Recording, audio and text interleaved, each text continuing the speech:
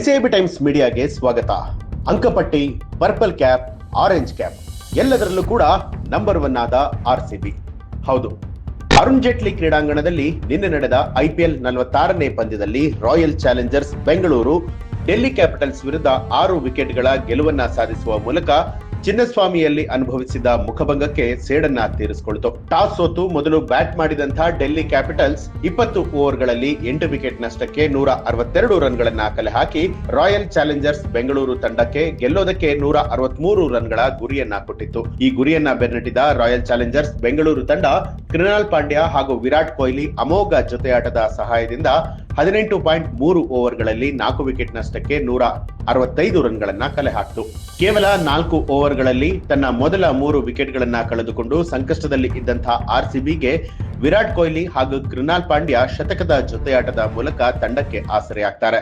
ಕೊಹ್ಲಿ 51, ಕೃನಾಲ್ ಅಜೇಯ 73 ಹಾಗೂ Tim David ಅಜೇಯ 19 ರನ್ಗಳನ್ನ ಬಾರಿಸಿ ತಂಡವನ್ನ ಗೆಲುವಿನ ದಡ ಸೇರಿಸಿದ್ರು. ಈ ಗೆಲುವಿನ ಮೂಲಕ ರಾಯಲ್ ಚಾಲೆಂಜರ್ಸ್ ಬೆಂಗಳೂರು ತಂಡ ಅಂಕಪಟ್ಟಿಯಲ್ಲಿ ಅಗ್ರಸ್ಥಾನಕ್ಕೆ ಏರಿದೆ.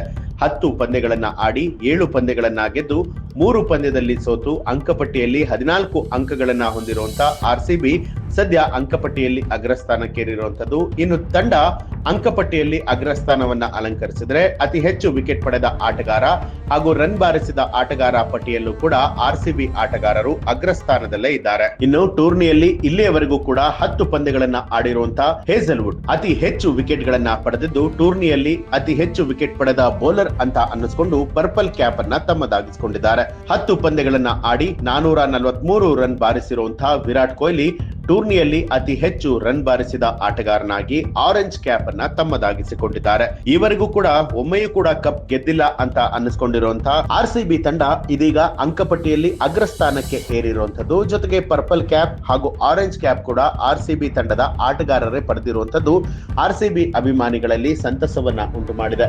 ಮುಂದಿನ ದಿನದಲ್ಲಿ ಆರ್ಸಿಬಿ ಯಾವ ರೀತಿ ಪರ್ಫಾರ್ಮ್ ಮಾಡುತ್ತೆ, ಈ ಬಾರಿ ಕಪ್ ಗೆಲ್ಲುತ್ತಾ, ಹೇಗನ್ಸುತ್ತೆ ಅನ್ನೋದನ್ನ ಕಮೆಂಟ್ ಮಾಡಿ ತಿಳಿಸಿ. ಹಾಗೆ ಯಾರೆಲ್ಲ ಇನ್ನೂ ಕೂಡ ನಮ್ಮ ಚಾನೆಲ್ ಅನ್ನ ಸಬ್ಸ್ಕ್ರೈಬ್ ಮಾಡಿಲ್ಲ ತಪ್ಪದೆ ಸಬ್ಸ್ಕ್ರೈಬ್ ಮಾಡಿ, ಬೆಲ್ ಐಕಾನ್ ಒತ್ತಿ.